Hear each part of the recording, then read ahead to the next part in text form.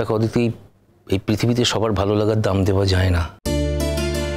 তুমি যেমন শঙ্কর ভালো লাগার দাম দিতে পারোনি, তেমন শঙ্কর তোমার ভালো লাগার দাম দিতে পারেনি। ইনফ্যাক্ট কেউ কারোর ভালো লাগার দাম কোনোদিনই দিতে পারোনি। তবু শঙ্কর আমাদের সন্তান, আজকে সে অসুস্থ।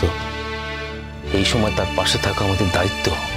আর শুধু দায়িত্বই নয়, মানসিকভাবেও আমরা তার পাশে থাকতে চাই। কিন্তু তার বিনিময়ে যে নির্মম কথাগুলো তোমাকে শুনতে হলো, সেগুলো শোনার পর তোমার এখান থেকে চলে যাওয়াটাই স্বাভাবিক। তবু বলছি, তুমি যেও না, যেও না।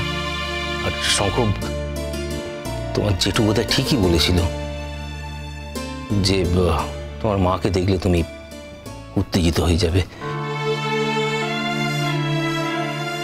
কিন্তু বিশ্বাস করো, কোনোদিন আমরা তোমার ক্ষতি চাইনি, আর আজও আমরা তোমার কোনো ক্ষতি চাই না। বাবা, কথায় কথায় গৌরবে বহু বচন করার কি আছে? আর আমরাই বা বলছো কেন? আমি তো তোমায় আসতে মানা করিনি। এখন তার হয় না শঙ্খ। দেখো, তোমার মায়ের সাথে আমার প্রচুর মিসআন্ডারস্ট্যান্ডিং হয়েছে, ঝগড়াঝাটি হয়েছে, ভুল বুঝাবুঝি হয়েছে। কিন্তু তবুও এই ঝগড়ার মাঝেও যেন কোথাও আমাদের দুজনের প্রতি একটা টান ছিল। তোমার মা যখন তোমাকে ছেড়ে চলে যান, তখন তোমার বয়স মাত্র 5 বছর। আবার কি আমি সংসার করতে পারতাম না? কিন্তু শুধুমাত্র তোমার মুখের দিকে তাকিয়ে যে সংসার করিনি তা কিন্তু নয় শঙ্খ। আসলে তোমার মাকে আমি বলতে পারিনি। তোমার মাও যখন তোমাকে ছেড়ে, এই পরিবারকে ছেড়ে যেতে বাধ্য হয়, তখন তো একদম তরুণী ছিল। ওই বয়সে কারোর বিয়েও হয় না।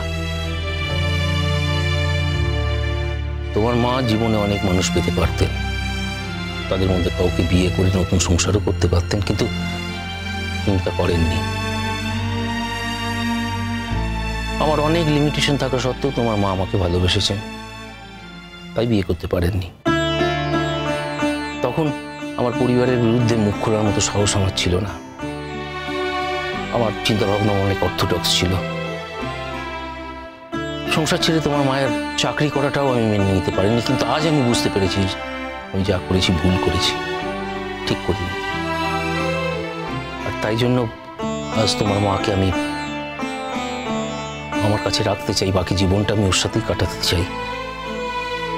কিন্তু আমি জানি সারা জীবন তাকে আমি ধরে রাখতে পারবো না। তার কারণ সে একটা স্বাধীন জীবন যাপন করে এসছে, নিজে রোজগার করেছে, নিজের ব্যয়ভার চালিয়েছে, স্ত্রীর সুযোগ নিয়ে একটা পয়সাও আমার কাছ থেকে কোনোদিন নেয়নি।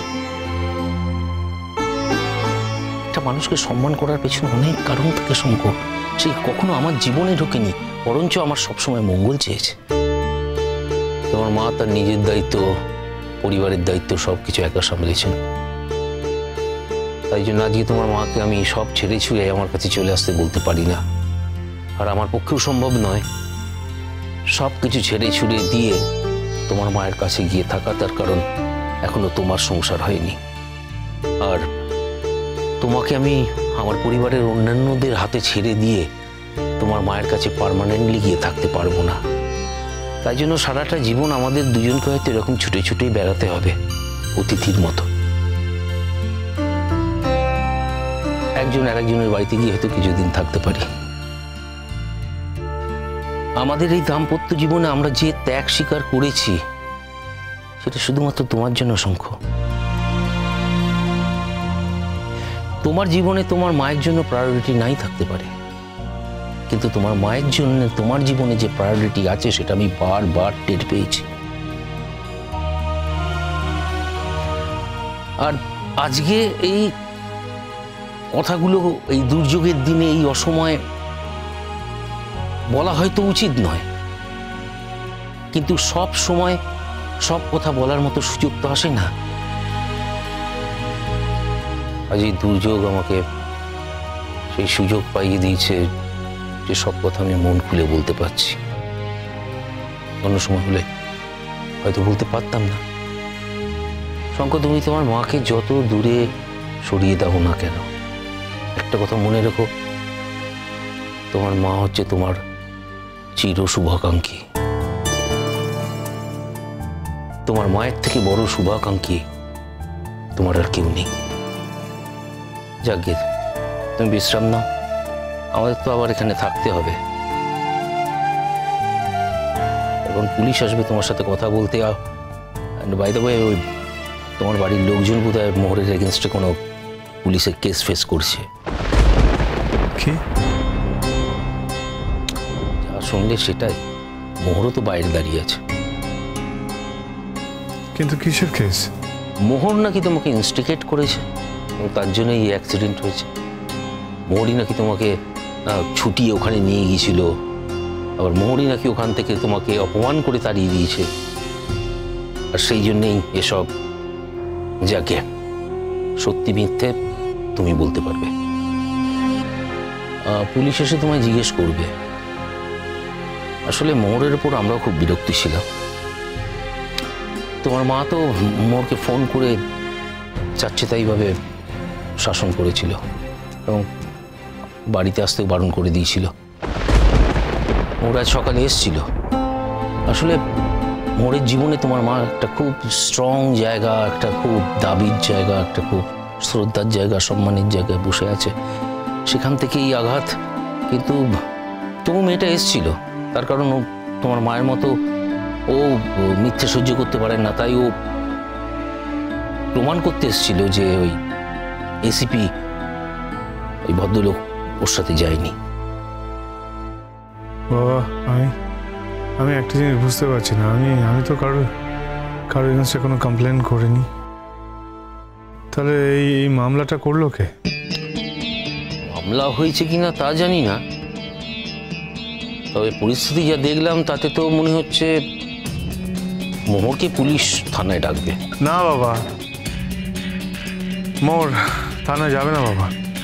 তুমি বললে তো আর হবে না। আমি বললেই হবে বাবা। আমি পুলিশের সাথে কথা বলে নেব। আচ্ছা ঠিক আছে, ঠিক আছে, তুমি উত্তেজিত হও না প্লিজ, সাবধানে থাকো। শঙ্খ, দেখো বাবা, এরপর তুমি যেদিন সত্যিই চাইবে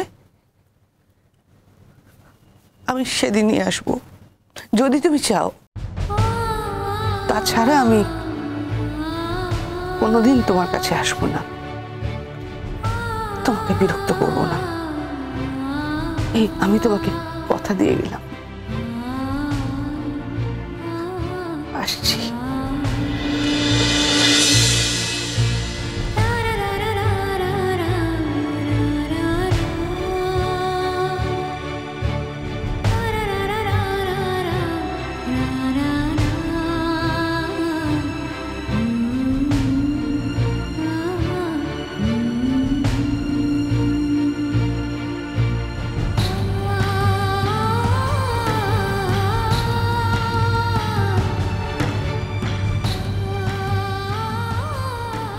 কোনোদিনও বুঝতে পারোনি আমায়।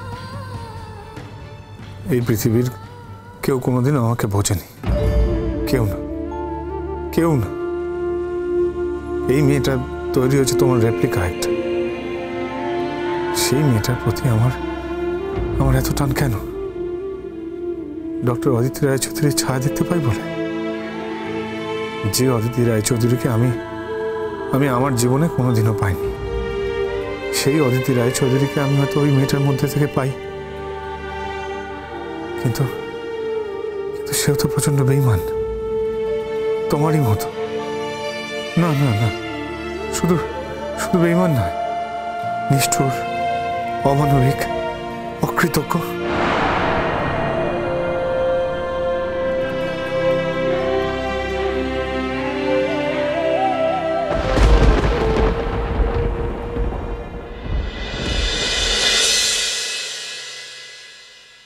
স্যার, শঙ্খ এখন ভালো আছে। তোমার শঙ্করকে দেখা হয়ে গেলে তুমি সোজা আমার বাড়িতে চলে আসবে। হ্যাঁ ম্যাম, একবার তো যেতেই হবে। আমার জামা কাপড় ওখানে রয়েছে, আমার বইপত্রগুলো ওখানে রয়েছে, সেইগুলো তো আনতে হবে। আমাকে একটু কনসিডার করবেন? তুমি তোমার জামা কাপড় গুছিয়ে চলে যাবে না আমার কাছেই থাকবে, সেটা আমি ডিসাইড করব। আটটা হয় না ম্যাম। মানে তোমার ম্যাম রাগ করে তোমাকে কি বলেছেন তার জন্য তুমি এসব কথা বলছো? হ্যাঁ, তুমি নিজেকে কি মনে করো বলো তো? এত স্বাধীন হয়ে গেছো তুমি? তোমার ম্যাম তো তোমার মায়ের মতো, আর যদি তোমার মা এইভাবে বকাবকি করতো তুমি এটাই করতে? বকাবকির কথা নয় স্যার, ম্যাম আমাকে বকতেই পারেন, কিন্তু ম্যাম আমাকে অবিশ্বাস করেছেন, সেটাই আমার কাছে খুব যন্ত্রণার। মোহর মোহর প্লিজ, এখন আমি তোমার সাথে কোনো কথা বলবো না, তুমি বাড়িতে এসো তারপর কথা বলবো। আদি চলো। সেটাই ভালো হবে, চলো যাই আমরা। আর মোহর, তোমার সব কাজকর্ম হয়ে গেলে, দেখাশোনা হয়ে গেলে তুমি আমাদের বাড়িতে চলে এসো, বুঝলে? আর আমার মনে হয় না তোমার থানায় যাওয়ার কোনো দরকার আছে। কিন্তু স্যার, ওই পুলিশ অফিসার যে বলে গেলেন আমাদের একবার থানায় যেতে। ও অলরেডি বলা হয়ে গেছে? এরকমই কিছু একটা এক্সপেক্ট করেছিলাম। আমি শঙ্কর সাথে এই ব্যাপারে আলোচনা করেছি, শঙ্কর তো খুব রাগারাগি করছিল। শঙ্কর স্যার শুনেছেন? হ্যাঁ বললাম তো, শুনেছি। তার মানে শঙ্কর স্যার এখন ভালো আছে।